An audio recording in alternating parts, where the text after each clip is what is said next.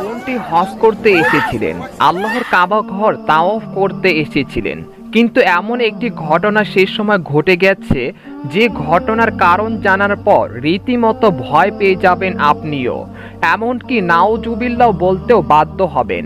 আজকের এই ভিডিওটি সর্বোচ্চ শেয়ার করে দিবেন যাতে এমন ঘটনা ভবিষ্যতে না ঘটে। আর এমন আশ্চর্যজনক ঘটনা পেতে আমাদের চ্যানেলটিকে সাবস্ক্রাইব করে রাখুন। এবার জেনে নিন বিস্তারিত।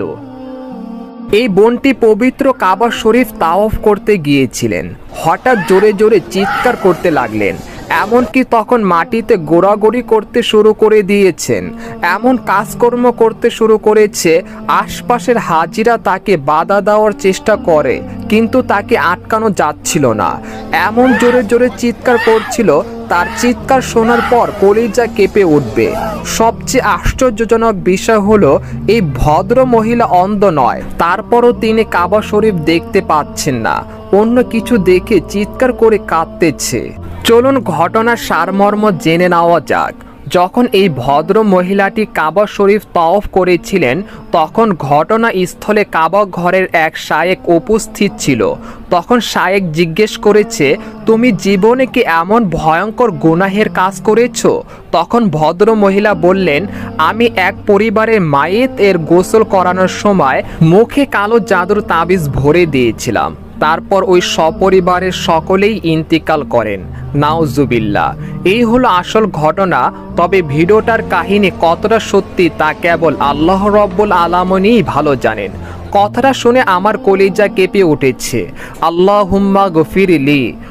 এদিকে কোরআন ও হাদিসের আলোকে জাদু করা হারাম ও কবিরা গুনাহ।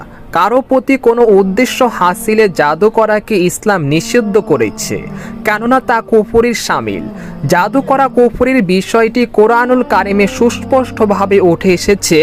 মহান আল্লাহ তাআলা বলেন, সূরা বাকারা আয়াত 102। এই আয়াতে দুইটি বিষয় সুস্পষ্ট যে জাদু করা কুফরি, আর যারা জাদু করে পরকালে তাদের জন্য কোনো অংশ থাকবে না। শুধু তাই নয়, কোরআনের পরিভাষায় জাদু খুবই মন্দ কাজ। সুতরাং মুমিন মুসলমানের উচিত হারাম ও কবিরা গুনাহের মধ্যে অন্যতম জাদু টোনা করা থেকে নিজেদের বিরত রাখা, আল্লাহর অবাধ্যতা থেকে বেঁচে থাকা। আল্লাহ তাআলা মুসলিম উম্মাহকে জাদু সহ এরকম হারাম ও কবিরা গুনাহ থেকে নিজেদের মুক্ত রাখার তৌফিক দান করুক, আমিন।